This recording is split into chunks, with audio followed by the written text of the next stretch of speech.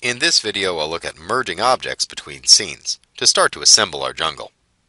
First, I'll open up the terrain base by clicking on the Open icon.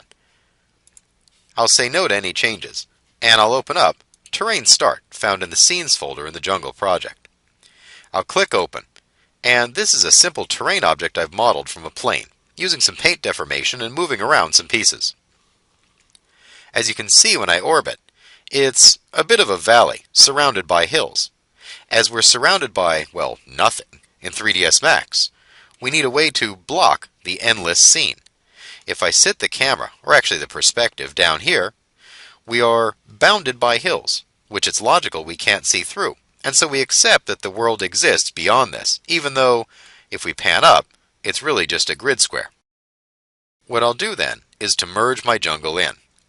As you saw in the jungle scene, I've created plants, and there's also a loose collection of leaf elements that I've used to assemble them, if you'd like to go make more. I'll keep that as my working file, and merge my completed plants and rocks into the terrain. I'll click on the Max icon, and choose Import. Under Import, we can do different things.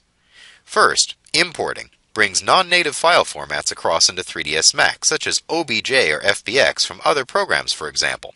If you'd like to bring objects between Max files, you can merge. And this makes it really great because they don't lose any of their native intelligence. A lot of times transfer formats pick a lowest common denominator, losing things that come with a file sometimes. If we'd like to replace objects in a 3ds Max scene, we can. And this is really useful in a collaborative workflow. When we have proxy objects or stand-ins placed while another member of the team might be working on more detailed versions to swap in later. If you'd like to work in Autodesk Revit, Mudbox or Motion Builder, for example, or AutoCAD, there's links available for each of those to have a live link between Max and one of those files, so if you update in one program, the other reflects the changes. For now, though, we'll choose Merge. Again, Max takes us to the Scene folder. I'll pick junglebase.max and click Open.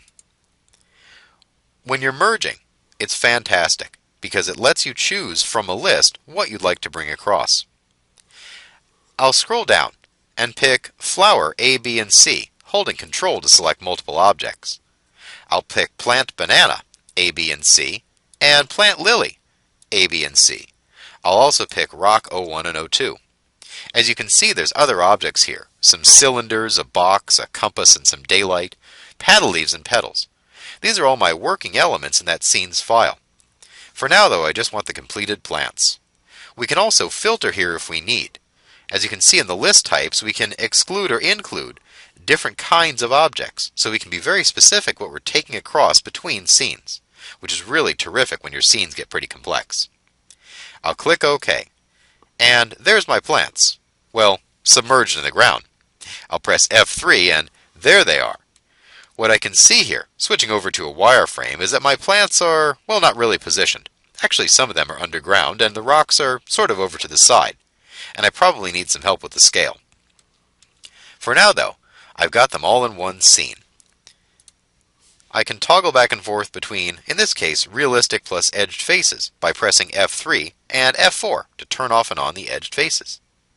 In the next video, then, we'll look at moving and placing the plants in the ground and scaling them up and cloning.